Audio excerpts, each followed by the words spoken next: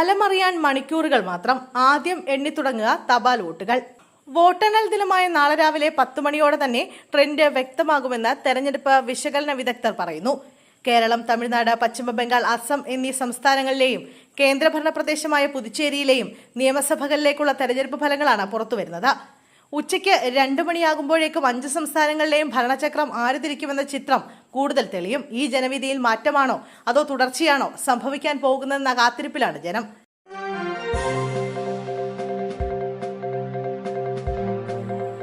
നിരവധി കേസുകളിൽ പ്രതിയായ കണ്ണൂർ സ്വദേശി അർജുൻ ആയങ്കി അടക്കമുള്ളവർക്കെതിരെ കേസെടുത്ത് പോലീസ്. കുറ്റകൃത്യം ആസൂത്രണം ചെയ്യാൻ സംഘടിച്ചു എന്നതടക്കമുള്ള വകുപ്പുകൾ ചുമത്തിയാണ് കേസ്. കൊട്ടേഷൻ ആസൂത്രണം ചെയ്യാനാണ് പ്രതികൾ ഒത്തുകൂടിയതെന്ന് പോലീസ് പറയുന്നു.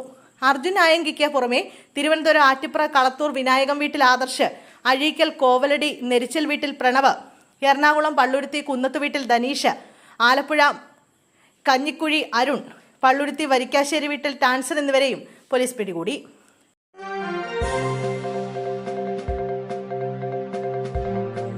ഫേസ്ബുക്ക് ബയോയിൽ മുഖ്യമന്ത്രി എന്നത് തിരുത്തി Pinarayi Vijayan.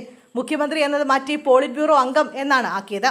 Polit bureau member, communist party of India, Marxist എന്നാണ് പുതിയ bio. Chief ministers of Kerala എന്ന പേജിൽ മുഖ്യമന്ത്രിയുടെ ഫോട്ടോ ഒഴിവാക്കി സർക്കാരിന്റെ ഔദ്യോഗിക മുദ്രയാക്കി. നിയമസഭാ തെരഞ്ഞെടുപ്പ് ഫലം വരാനിരിക്കെ ഇരുമുന്നണികളും വലിയ പ്രതീക്ഷയിലാണ്. നിയമസഭാ തെരഞ്ഞെടുപ്പിൽ ഇടതുപക്ഷം ചരിത്രം സൃഷ്ടിക്കുമെന്ന് CPM സംസ്ഥാന സെക്രട്ടറി MV ഗോവിന്ദൻ പറഞ്ഞു.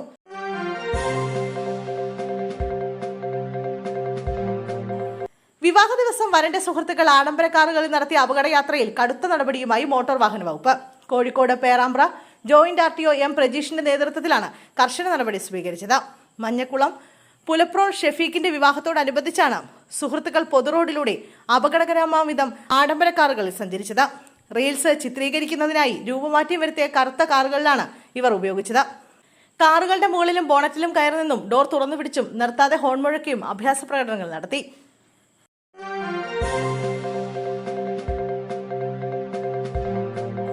മുഖ്യമന്ത്രി പിണറായി വിജയന്റെ വാഹനവ്യൂഹം കടന്നുപോകുന്ന സ്ഥലങ്ങളിൽ സുരക്ഷാ വീഴ്ചയുണ്ടായതായി intelligence report. Kannur, Kozhikode city, Malappuram എന്നീ ജില്ലകളിലാണ് മുഖ്യമന്ത്രിയുടെ യാത്രയ്ക്കിടെ സുരക്ഷാ വീഴ്ചയുണ്ടായത്. വീഴ്ച ചൂണ്ടിക്കാട്ടി ഇന്റലിജൻസ് മേധാവി DIGമാർക്കും SP-മാർക്കും കർശന നിർദ്ദേശം നൽകി. ചിലയിടങ്ങളിൽ പൈലറ്റ് വാഹനങ്ങൾക്ക് വ്യക്തമായ ലക്ഷ്യബോധം ഉണ്ടായിരുന്നില്ല. റൂട്ട് ഏകോപനത്തിന് ഉദ്യോഗസ്ഥരെ കൃത്യമായി നിയോഗിച്ചിരുന്നില്ല. ചില സ്ഥലങ്ങളിൽ മുഖ്യമന്ത്രിയുടെ വാഹനം അകമ്പടി വാഹനങ്ങളിൽ നിന്ന് ഒറ്റപ്പെട്ടുപോയ സാഹചര്യവുമുണ്ടായി.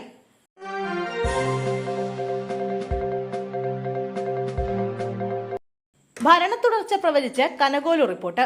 കോൺഗ്രസിനായി സംസ്ഥാനത്ത് മണ്ഡലാടിസ്ഥാനത്തിൽ അടിയൊഴുക്കുകൾ പഠിച്ച് തെരഞ്ഞെടുപ്പ് തന്ത്രങ്ങൾ മെനഞ്ഞ രാഷ്ട്രീയ തന്ത്രജ്ഞൻ സുനിൽ കനകോലുവിന്റെ സംഘം ഹൈക്കമാൻഡിന് സമർപ്പിച്ച അന്തിമ വിശകലന റിപ്പോർട്ടിൽ ഇടതിന് തുടർഭരണം പ്രവചിച്ചതായി സൂചന.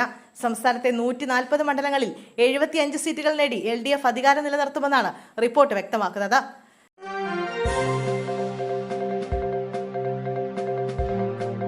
കർണാടക ഗുണ്ടൽപേട്ടിൽ വാഹനാപകടത്തിൽ മലയാളികൾക്ക് ദാരുണാന്ത്യം. കണ്ണൂർ സ്വദേശികളായ മുനീറ, മോഹിസ്ദിദാൻ എന്നിവരാണ് മരിച്ചത്. ഊട്ടിയിലേക്ക് വിനോദയാത്രയ്ക്ക് പോയ സംഘമാണ് അപകടത്തിൽപ്പെട്ടത്. മലയാളി സംഘം സഞ്ചരിച്ച കാർ ലോറിയുമായി കൂട്ടിയിടിച്ചായിരുന്നു അപകടം. ഇന്ന് രാവിലെയാണ് അപകടമുണ്ടായത്. ഗുണ്ടൽപേട്ടിൽ നിന്ന് ഏകദേശം 10 കിലോമീറ്റർ അകലെ വെച്ചായിരുന്നു സംഭവം. കാറിലുണ്ടായിരുന്ന 5 പേർക്ക് പരിക്കേറ്റിട്ടുണ്ട്. അപകടത്തിൽപ്പെട്ട കുട്ടിയെ മണിപ്പാൽ ആശുപത്രിയിലേക്ക് മാറ്റിയെങ്കിലും രക്ഷിക്കാനായില്ല.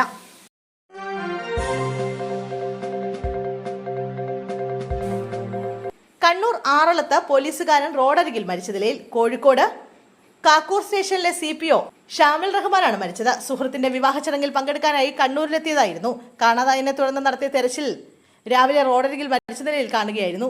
ബൈക്ക് അപകടത്തിൽപ്പെട്ടായിരിക്കാം മരണം സംഭവിച്ചതെന്നാണ് പ്രാഥമിക നിഗമനം. സംഭവത്തിൽ വിശദമായ പരിശോധന നടത്തുമെന്ന് പോലീസ് അറിയിച്ചു.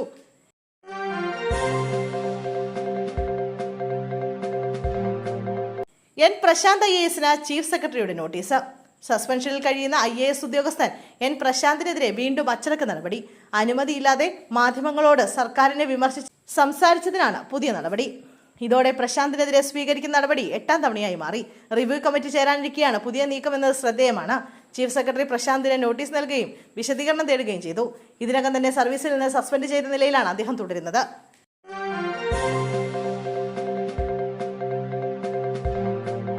ശബരിമല നട അടച്ചിരുന്നപ്പോൾ വീഡിയോ ചിത്രീകരണം. യൂട്യൂബറുടെ മൊബൈൽ പിടിച്ചെടുത്തു. ശബരിമല നട അടച്ചിരുന്നപ്പോൾ വീഡിയോ ചിത്രീകരണം നടത്തി യൂട്യൂബിൽ അപ്ലോഡ് ചെയ്ത ആളുടെ മൊബൈൽ ഫോൺ പമ്പ പോലീസ് പിടിച്ചെടുത്തു. പമ്പയിൽ നിന്ന് സന്നിധാനത്തേക്ക് അതിക്രമിച്ചു കയറിയതിന് എടുത്ത കേസിലെ പ്രതിയായ ചെങ്ങറ സ്വദേശി അനീഷിന്റെ ഫോണാണ് പിടിച്ചെടുത്തത്. ഇയാളുടെ വിശദമായ മൊഴിയെടുത്ത ശേഷം ജാമ്യത്തിൽ വിട്ടു. എപ്പോൾ വിളിച്ചാലും സ്റ്റേഷനിൽ ഹാജരാകണമെന്ന നിർദ്ദേശവും നൽകിയിട്ടുണ്ട്.